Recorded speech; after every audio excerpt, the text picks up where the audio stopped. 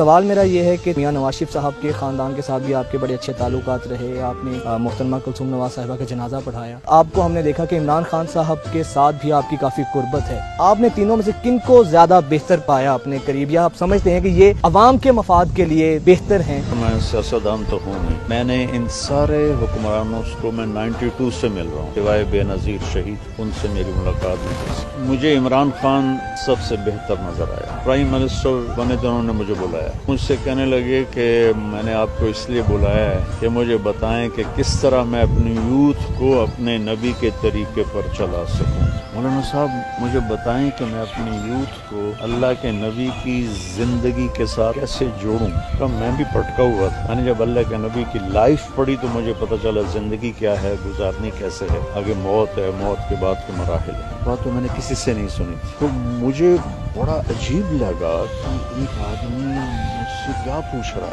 تو کہنے لگا میں چاہتا ہوں کہ میں آپ کے بیان کالجوں میں کراؤں اپنی یوتھ کو۔ اچھا، ہاں، یہ عمران خان صاحب نے آپ کو کہا؟ میں نے کہا آپ پاکستانی یوتھ کو سمجھائیں کہ زندگی بیکار نہیں ہے، زندگی کا مقصد ہے۔